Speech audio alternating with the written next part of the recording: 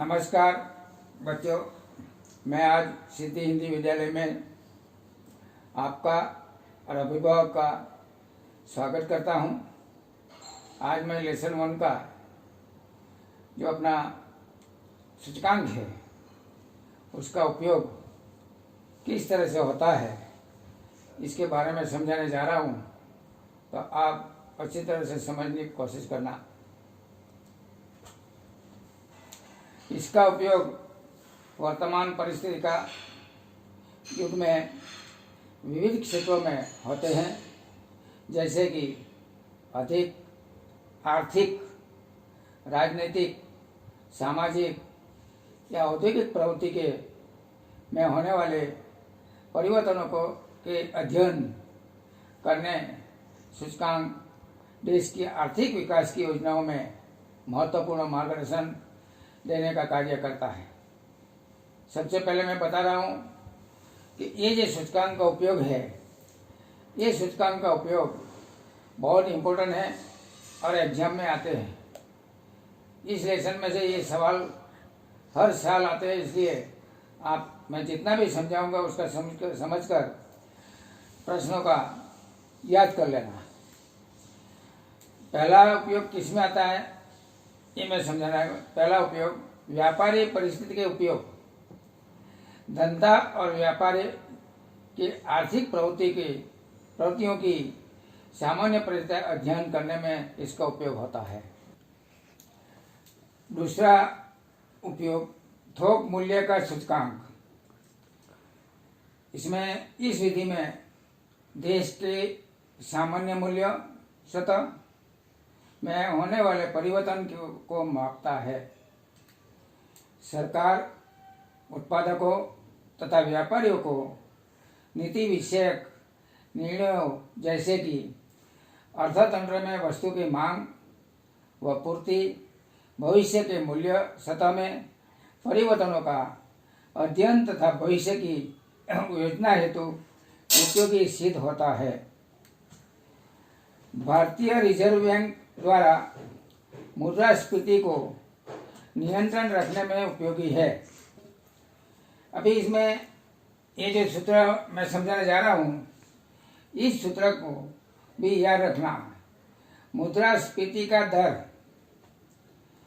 बराबर चालू वर्ष के थोक मूल्य सूचकांक माइनस गत वर्ष के थोक मूल्य का उपयोग सूचकांक बटे में गत वर्ष के थोक मूल्य का सूचकांक गुणा 100। तीसरा उपयोग जीवन निर्वाह खर्च का सूचकांक। इसमें भिन्न भिन्न स्तर के लोगों के जीवन निर्वाह खर्च में होने वाले परिवर्तनों का अध्ययन में। दूसरा मुद्रा के स्फीति क्रय शक्ति निश्चित करने में। चौथा कर्मचारियों के वेतन, महंगाई भत्ता, बोनस, वास्तविक वेतन की गणना में और सरकार की कर नीति में यह सूचकांक उपयोगी होता है। चौथा है मानव विकास का सूचकांक। मानव विकास का स्तर, जीवन स्तर, अपेक्षाकृत आयु एवं शिक्षा स्तर में मानव विकास की जानकारी मिलती है, इसमें उपयोग होता है। दूसरी बात, पांचवा राष्ट्रीय आय का सूचकांक। देश की राष्ट्रीय परिस्थिति का सूचकांक करने में, मूल्यांकन करने में सरकार की सांख्यिकीय पंचवर्षीय योजना में राष्ट्रीय आय में, उत्पादन व प्रति व्यक्ति आय में हेतु सुझाव देने में उपयोगी है। छठा उपयोग औद्योगिक उत्पादन का सूचकांक। अलग अलग भिन्न समय पर औद्योगिक एवं कारीगर क्षेत्र के उत्पादन में, राष्ट्र के विकास बढ़ाने में और औद्योगिक एवं व्यापारी प्रवृत्तियों का आयोजन करने में उपयोगी है। सातवां कृषि उत्पादन का सूचकांक। यह सूचकांक कृषि उत्पादन के शून्य मूल्य में होने वाले परिवर्तनों का अध्ययन करने में और उसके उपयोग से सरकार कृषि नीतियों का आयोजन करती है। किसानों की उसका उत्पादन का योग्य भाव मिले ऐसी नीति की रचना में उपयोगी है। 8वां, आयात निर्यात का सूचकांक। आयात निर्यात नीति हुंडावन दर, विदेशी हुंडावन की आवश्यकता एवं माल पर पूंजी का दर निश्चित करने में उपयोगी है।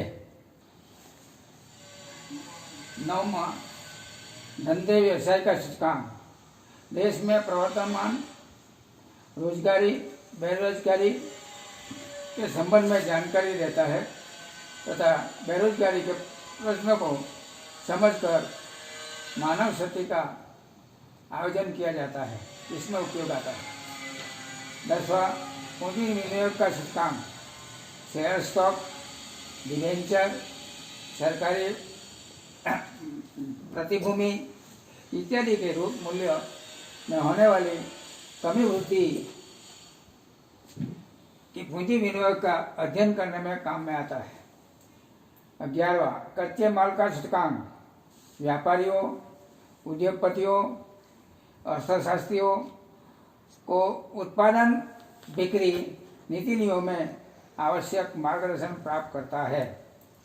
अभी लास्ट में जो मैं अभी समझाने जा रहा हूँ, ये प्रश्न बहुत इम्पोर्टेंट है, इसको बहुत अच्छी तरह समझना।